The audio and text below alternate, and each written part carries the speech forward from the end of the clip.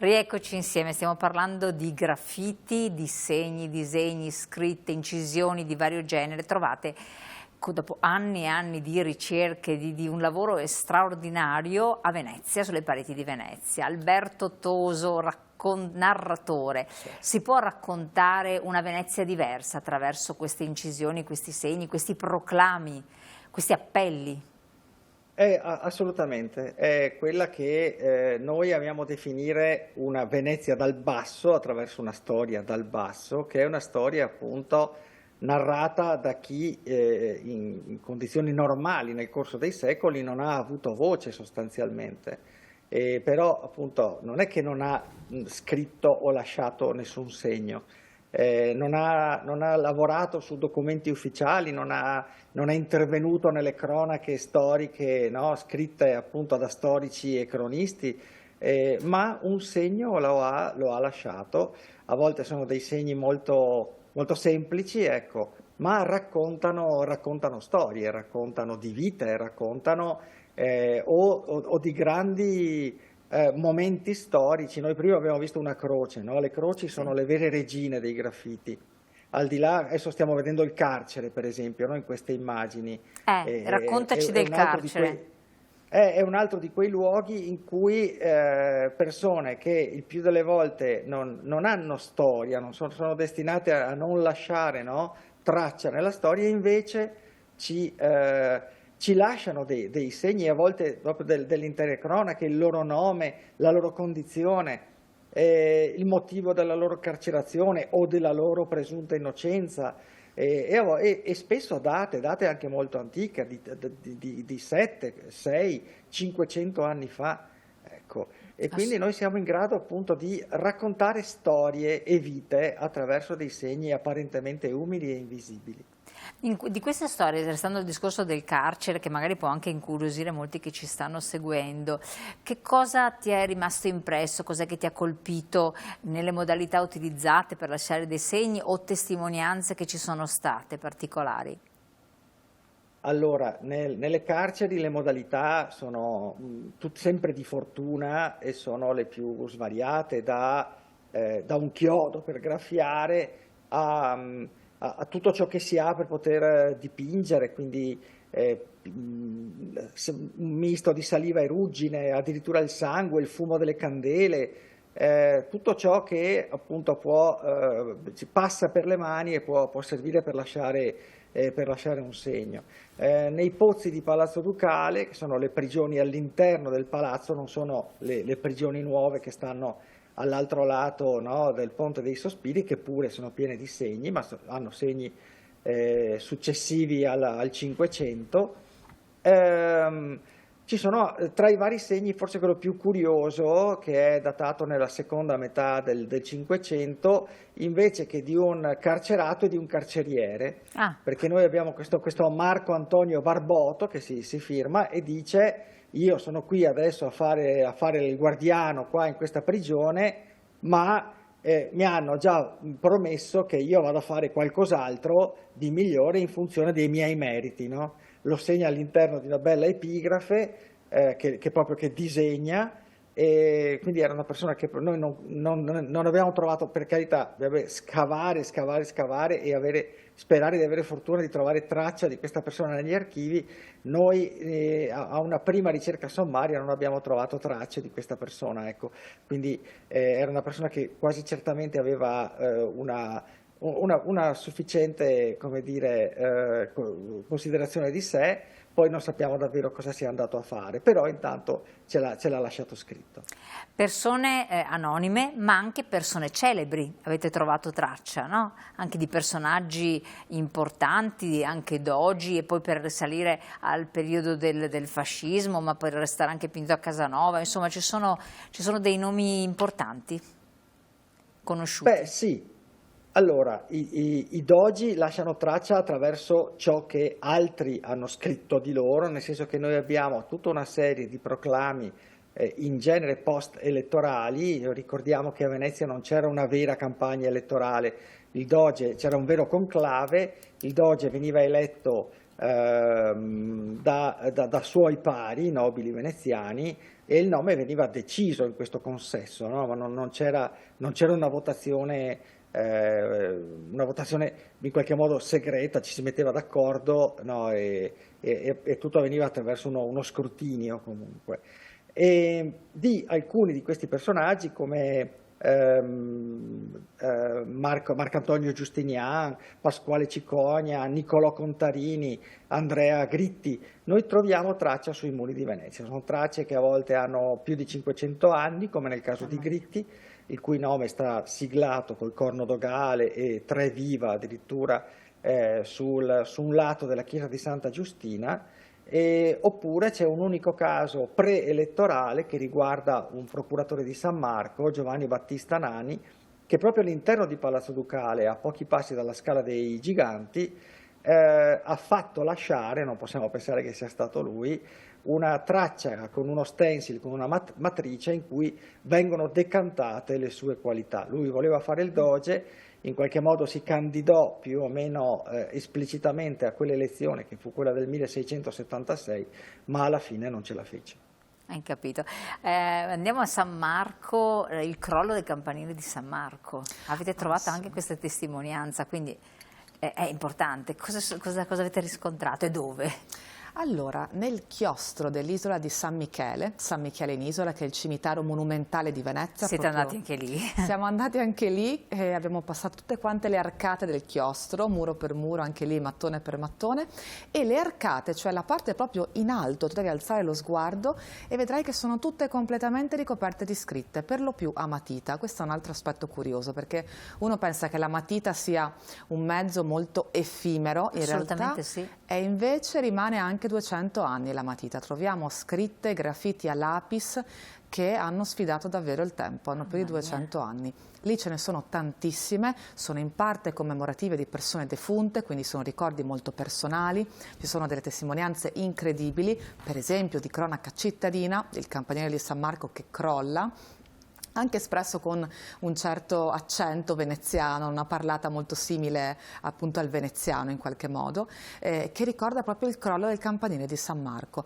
Altre scritte interessantissime riguardano la liberazione di Venezia dal nazifascismo, quindi viva l'Italia libera, con data di 28 aprile 45.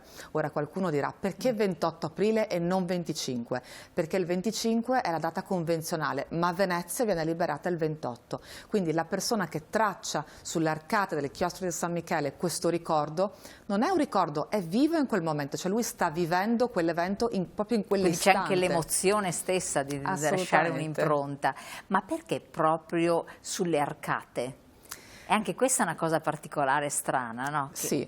Allora, i graffiti di Venezia stanno dappertutto. Una volta che tu fai l'occhio... 6.000 ne avete censiti voi, cioè, tanto per dire. Solo quelli leggibili quanti... in realtà sono tantissimi, però se tu cominci a guardare muro per muro, cerchi i graffiti, a un certo punto accade qualcosa per cui è il graffito che trova te, e poi accade ancora qualcos'altro, tu non puoi più camminare senza guardare i muri, vedi solo graffiti dappertutto, anche dove ci sono le crepe vedi graffiti anche lì. E quindi i graffiti... Cioè si fa l'occhio insomma in qualche modo. Si fa l'occhio anche un po' all'ossessione, diventa quasi una mania, però i graffiti sono davvero ovunque, sono per terra, sui masegni, quelle lastre diciamo con cui è stata pavimentata Venezia, ecco, in qualche modo sono sui masegni, sono sui muri, sugli intonaci, qualcuno sui mattoni, non troppi devo dire, e sulle arcate. L'arcata è comunque a portata di sguardo e a portata di mano, deve essere facile, deve essere un posto facile da incidere o sul quale scrivere, ed è una superficie liscia, quindi se tu hai lo strumento giusto puoi farlo. Quindi anche questo. Alberto, è anche all'interno delle chiese o di edifici, di palazzi particolari, e anche questo magari può essere anche un appello per chi abita all'interno di strutture dove ha trovato delle testimonianze, forse per avvisarvi e per non cancellarle, perché entrare nelle case non so se siete riusciti. Allora sì, in realtà da quando abbiamo scritto i libri e da quando abbiamo dato vita al festival, in realtà sono diverse le persone che ci cercano per mostrarci cose che hanno trovato a casa loro, a volte in luoghi nascosti, a volte invece li hanno lì da sempre e non hanno mai pensato di renderli in qualche modo noti. e invece sono segni bellissimi, quindi da almeno 1 anno e mezzo stiamo entrando nelle case, rispetto alle chiese, ai monasteri, alle scuole grandi o piccole a Venezia, che erano centinaia, erano come dire, luoghi in cui c'era una concentrazione maggiore indubbiamente di graffiti, ma se noi pensiamo che abbiamo perduto solo tra chiese e monasteri un centinaio di edifici tra 8 e 900, riuscite a immaginare bene anche che quantità e qualità di testimonianze noi abbiamo perduto con quelle pietre. Quello sì, infatti questa è una cosa molto importante. Si sono scoperte cose, avete scoperto, poi supportati anche avvallandovi di altri ausili naturalmente, cose particolari che non avreste mai immaginato? Anche della storia comune, del vivere comune delle persone che sono emersi nella loro evidenza? Periodi storici? A volte, per esempio il glagolitico è uno degli esempi più clamorosi, nel senso che la presenza di, sono più conferme, la presenza di Blas Baromic a Venezia, la conferma di alcuni fatti storici, per cui per esempio sulla loggia dei cavalli della Basilica c'era la cronaca di un'esecuzione settecentesca, oppure oggetti. Noi tra le immagini che abbiamo visto, e magari se vuoi parliamo anche un attimo di come si è svolto il festival. Sì. Il festival ha avuto il suo inizio a Sottomarina, a Chioggia, quest'anno abbiamo fatto questa scelta, Alessia Bosco-Leonata, che è un architetto e una storica, nel senso che lei appunto è una conoscitrice di Chioggia, ci ha portati lungo i murazzi, facendoci vedere i segni degli scalpellini dei murazzi. Tra questi segni ci sono per esempio degli strumenti di lavoro che non sono più in uso.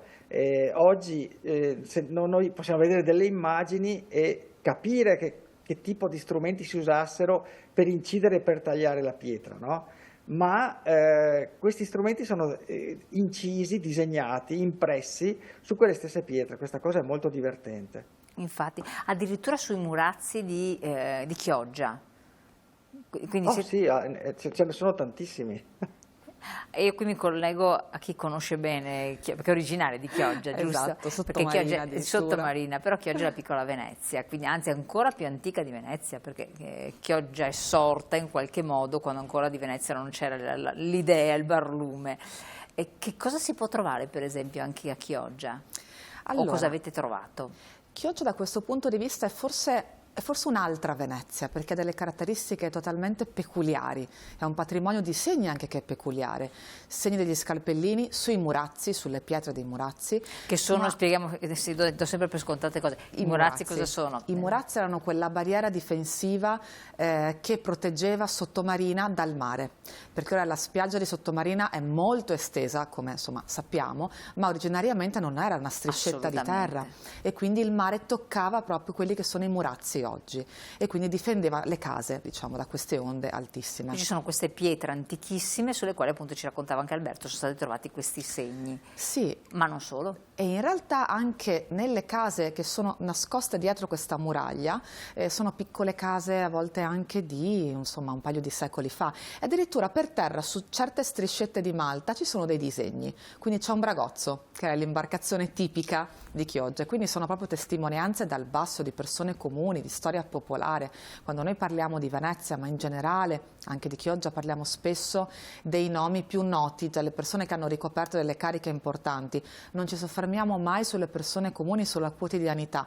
Ecco che i graffiti ci aprono proprio uno scorcio su quella che era la quotidianità, le persone comuni, anche le persone comuni fanno la storia, anche se sono un po' sempre i grandi esclusi da questo patrimonio di scrittura. Ma infatti secondo me la bellezza di questo lavoro, come anche gli altri lavori che aveva svolto Alberto, di storie, leggende eccetera, è proprio vedere un percorso di persone vive, che hanno vissuto la quotidianità, perché i personaggi storici bene o male insomma, hanno fatto la loro storia e si trovano testimonianze, ma non di come gli eventi storici sono stati vissuti dalle persone. e quindi un modo diverso di leggere la storia, no? Assolutamente, è proprio un modo diverso di leggere anche la città stessa. Per un attimo noi mettiamo i monumenti in secondo piano. Infatti. E guardiamo i graffiti, i segni dei monumenti, le persone. E anche questo esperimento, farlo su Venezia, insomma, apre delle prospettive interessanti, perché anche lì ci soffermiamo molto spesso solo sui monumenti, sulla parte monumentale, sulle pietre della città. E allora per un attimo spostiamo lo sguardo e guardiamo alla vita delle persone, anche ai racconti orali delle persone, alla tradizione orale delle persone. Che altrimenti si rischia di perdere completamente, poi questa è un'altra cosa molto importante. Sì, è molto effimera. Assolutamente. Alberto, andiamo un po' all'origine, saliamo indietro negli anni. Come è nata una suggestione, un'idea, un progetto, un proposito, poi un'opera compiuta? Quindi andiamo a raccontare dei primordi, perché sono tanto lavoro. C'è il discorso appunto delle leggende che rimanda ai graffiti e poi alla ricerca dei graffiti. Tu un attimo fa hai detto una cosa, le persone vive, no? In realtà è così in qualche modo, nel senso che avere davanti ciò che loro hanno tracciato sui muri secoli fa e averlo davanti senza alcuna intermediazione ce le rende vive. È una sorta di azzeramento della linea del tempo, per cui la persona che ha fatto quel segno anche 600 anni fa è come se si fosse allontanata un attimo prima, perché noi ce l'abbiamo lì davanti agli occhi, no? E la percezione è straniante e bellissima. E questo segno ci racconta qualcosa di quella persona ed è come se attraversando il tempo in qualche modo lo cancellasse. Ed è la bellissima percezione che hanno le persone a cui facciamo conoscere questi graffiti. A noi preme molto l'aspetto divulgativo, tanto che appunto i libri, che già sono concepiti, no, per essere uno strumento divulgativo, eccolo là, quello alle mie spalle è proprio il Giovanni Battista Nani di cui facevamo cenno prima, no? Alla mia sinistra siamo dentro Palazzo Ducale, c'è proprio Scala dei Giganti, e quindi tutte queste testimonianze sono destinate a creare delle suggestioni in noi e a farci conoscere un'altra storia. E i calchi che sta realizzando Daniele Zoico in questo momento sono stati esposti in Sala San Leonardo assieme alle fotografie, in gran parte utilizzate per il libro, di Simone Padovani.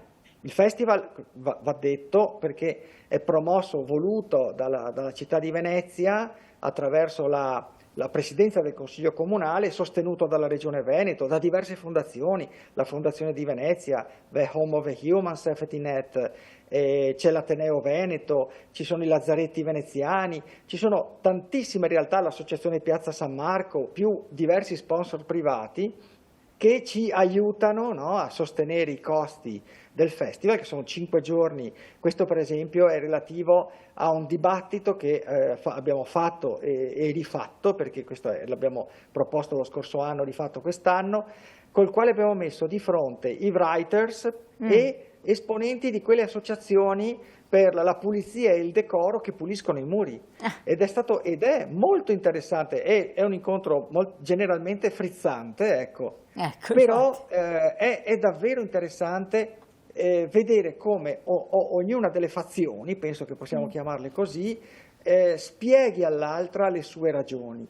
Ed è un ragionare non solo su cosa faccio io e su cosa mi piace e su cosa non mi piace, ma diventa un ragionare sull'occupazione dello spazio visivo e dello spazio pubblico, per cui appunto chiaramente al di là del supporto, perché è impensabile, no, che qualcuno con una bomboletta agisca sulle colonne di Palazzo Ducale, questo non è ammissibile da nessuna delle due parti.